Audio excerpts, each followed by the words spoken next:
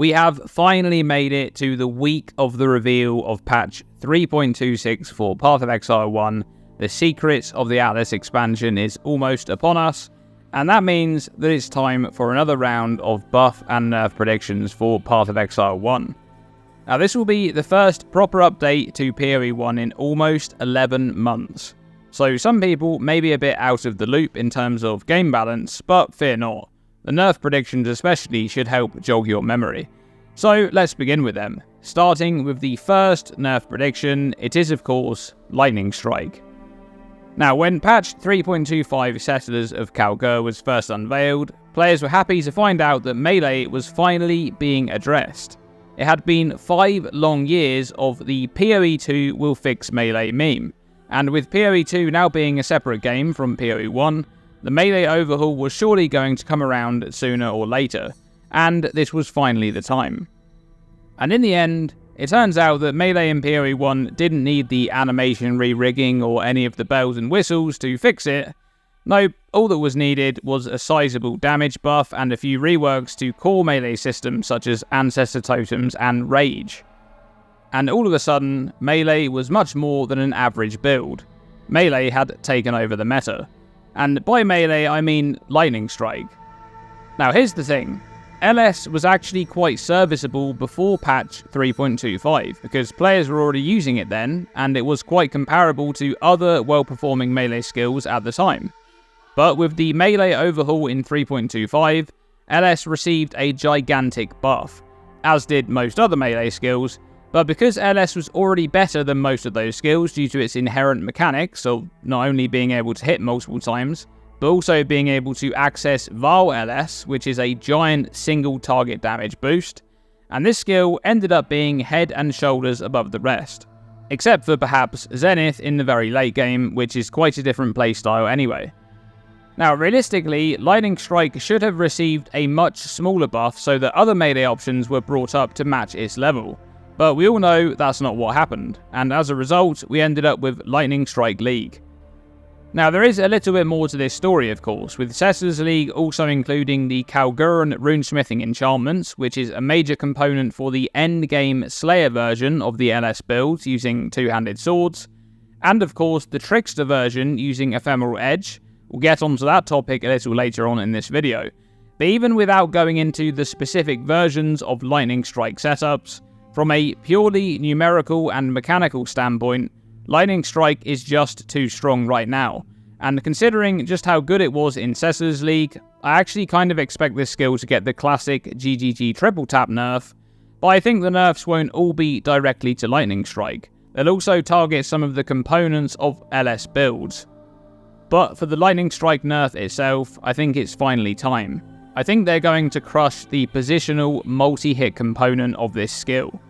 My prediction is that Lightning Strike is probably not going to be played all that much in 3.26.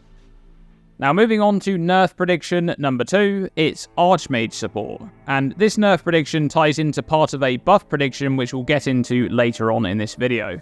But if Settlers was Lightning Strike League for melee builds, then it was Archmage League for casters. Archmage Hierophants made up about 9% of all of the characters between level 90 and level 100 in softcore trade for 3.25, and of those builds, about 80% of them were using Ice Nova or Frostbolts as their payload skill of choice for Archmage. Now the crazy thing about those stats is that the next most popular self-cast spell build was Cremation of the Volcano at less than 1% of characters. And don't worry, we're going to get to self-cast spells here in just a moment. The problem with Archmage though is multifaceted, especially in regards to patch 3.25, which saw the large nerfs in defensive auras, and replacement of that lost defensive power put back into new base types, which really hurt topside caster builds. More on that too later in the video. But Archmage was able to avoid much of those changes, as the build obtains most of its defensive power from Mind Over Matter and stacking raw effective hit pool by stacking mana with this mechanic. But then it's also gaining its offensive potential from stacking mana as well by utilising Archmage. Notice that 2 of the most popular builds in 3.25 gain the majority of their offensive and defensive power from stacking a single resource. the LS Trickster using Ephemeral Edge that stacks Energy Shield, and the Archmage Hierophant stacking Mana. It's not always problematic if you can stack one resource to boost both your damage and survivability at the same time. But if the balance is not quite right, these types of mechanics can get out of hand fast, and that's exactly what's going on with Archmage. Archmage's interaction with Mind Over Matter used to be balanced around the fact that it used to provide damage based on the amount of mana you spent to cast the skill, which created an interesting tightrope where you wanted to drive your mana cost up to deal more damage, but at the same time you needed to manage your mana spend to avoid losing all of your effective hit pool in the process. But the current version of Archmage allows you to stack maximum mana to scale your damage and effective hit pool, and at the same time also invest into skill cost reduction to lower the mana cost of your skills as much as possible, so you can stay topped off most of the time. I believe that Archmage is going to be hit in 3.26, whether that will mean another overhaul to this support gem and its mechanics, or even reverting it to pre-3.24 mechanics, or simply just numerical adjustments. Expect Archmage to receive a nerf in the Secrets of the Alice expansion. Now, the third and final nerf prediction for patch 3.26 is Ephemeral Edge. Now, whilst the power of this unique sword is partly propped up by the Trickster Ascendancy, and whilst that Ascendancy may receive some changes of its own in the upcoming patch, I feel that the current state of Ephemeral Edge is a bit too good, especially considering this is a tier 3 unique, so it's not that rare either. Now, with that said, I actually don't think that the stats on the item itself will be nerfed. If that is the case, it will most likely receive a nerf to the increased maximum energy shield modifier, possibly even removing it entirely in the most extreme case. But I think more likely than that, Ephemeral Edge will see a rarity nerf in patch 3.26. I could see this sword being moved to unique tier 1 rarity, or in the extreme scenario, even tier 0. But I think tier 1 is more likely, and in the case where it does receive a rarity nerf, we won't know about that until we actually get into the game, as GGG do not publish those sorts of changes in the patch notes. A rarity nerf will have a knock-on effect for this item. Not only will it be harder to find and more expensive to purchase, but in turn it will be much more expensive to secure a good corruption implicit, such as Resolute Technique, on one of these swords. But if it does receive a nerf to its modifiers, I don't think it will then also get a rarity nerf on top. So if it does get nerfed in the patch notes, expect it to remain at rarity tier 3 in 3.26. So that's the nerf predictions, but what about the buffs? Let's move on to those, beginning with self-cast spells. Now, self-cast spell builds, aside from Archmage of course, are amongst the lowest played archetype in patch 3.25 Settlers of Kalgur, and the problems for self-cast builds are numerous. On one side you have the defenses of these types of builds, which, aside from a few outliers such as the aforementioned Archmage or some Necromancer setups which are able to get sufficient hit pool on top of block and suppression, these builds are in a really bad spot. And this is actually a much bigger problem than it first seems, and it was magnified in patch 3.25 with the nerfing of both Determination and Grace and the addition of new high-level base types. We'll get into that topic in a bit more detail in the next buff prediction.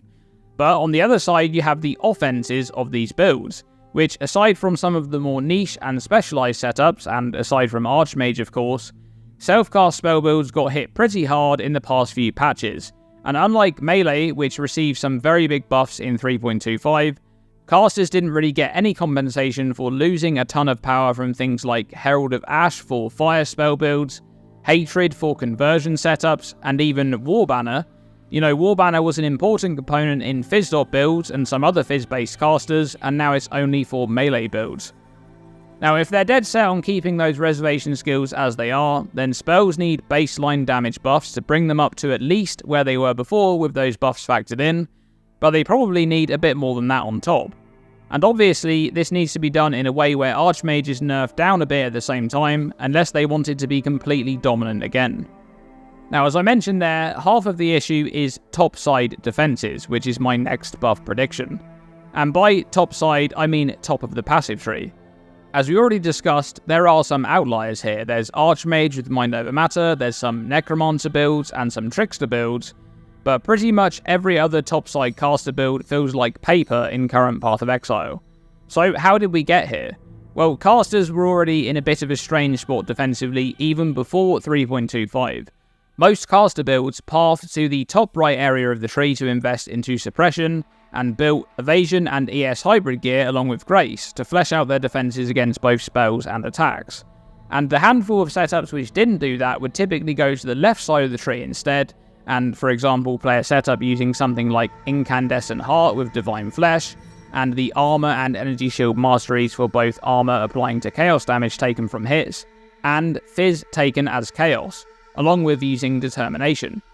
This was pretty much a foregone conclusion unless you wanted to consistently get one shot in general gameplay. You would be doing one of these two things in an attempt to not be extremely squishy. But then in patch 3.25, both of those armor and energy shield masteries were replaced with other options, pretty much squashing the left side option, when you also factor in the nerf to determination. In fact, both determination and grace were nerfed, lowering the flat armor and evasion granted from these auras, but the lost defenses here were re-added to new high-level base types. So a character using an aura and the new base type would roughly end up with the same amount of defenses.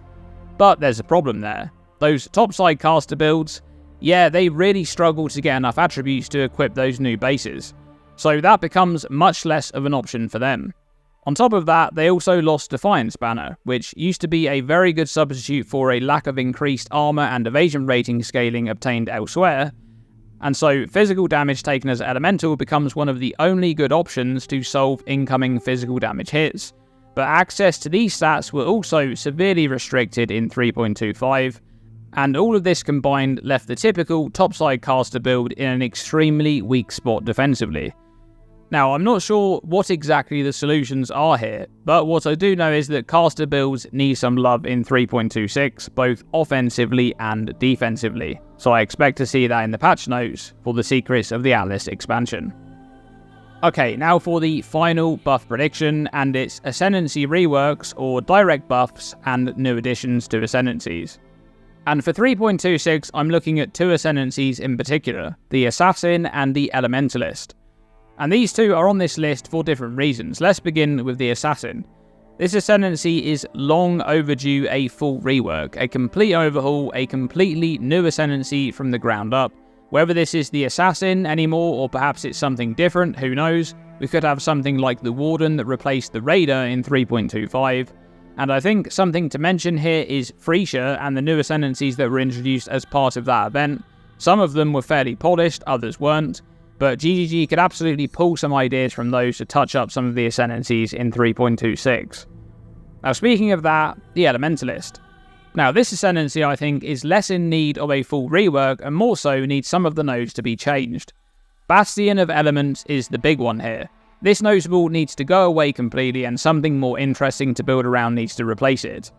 One of the Herald nodes from Freesia is actually quite a good fit here, perhaps with a few tweaks. That's the Damnation notable, which is all about lessening the damage taken of each element and recouping life based on that damage taken. Now the Elementalist also has the Golem branch, and whilst I enjoy the concept of this branch, it needs a bit more going on. One thing that really sucks when you want to try and utilise golems defensively on an Elementalist is being starved of gem sockets because you need at least 4 of them for your golem link. Now there's a couple of changes I'd like to see on the Golem branch. Firstly, a new line on the Liege of the Primordial, which simply reads Golem Capacitor. And this should be a keystone-like modifier, and what it does is grants you a new 4 link on your character which can pop out from your character screen a bit like the Affliction backpack. And it's simply a 4 link with white sockets. You can change the links if you wish. And this would be a 4 link where you can only place Golem skills in there and support gems that can support those Golem skills. This will provide another option to utilise golems without expending a bunch of your gem sockets, and it's an added modifier. Of course, you can still opt to not use that link and use your gear instead. For example, some builds will want to massively boost the gem levels for their golem skills, so they won't want to place their golems in that link. But I like this as simply another option and something you can use if you want to. Secondly, I'd like to see a new notable branching off of Liege of the Primordial. So Liege of the Primordial grants a huge amount of golem buff effect and makes your golems resummon automatically, and then Elementor, the node that branches off from this, basically incentivizes stacking a lot of golems to gain all of their buffs at the same time. I'd like to see a different notable branching off of the first one here, which is instead all about utilising a single golem and buffing it up massively, like an uber golem. So it could be something like, you can only have one summoned golem, modifiers to maximum numbers of golems instead grant more golem buff effect, and summoned golems take less damage. You know, something like that, and you only have one golem and it grants a very powerful buff. I think that would be a nice addition too. Now there's also the Occultist Ascendancy there, which I think could do with some buffs or new nodes, but we've covered 2 Ascendancies there and I don't think there's going to be many more changes than 2 Ascendancies. So that is pretty much it, my predictions for Path of Exile patch 3.26 Secrets of the Atlas. Let's hope we get the patch notes at the end of the reveal livestream on Thursday. I really don't want another 0.2 where we can't do any realistic planning. And I just love that week leading up to a Path of Exile launch where everyone is theory crafting. It's so much fun. But that's it. Let me know your predictions in the comments below. Let me know what you think about my predictions. And thank you for watching this video. As always, stay tuned and stay safe.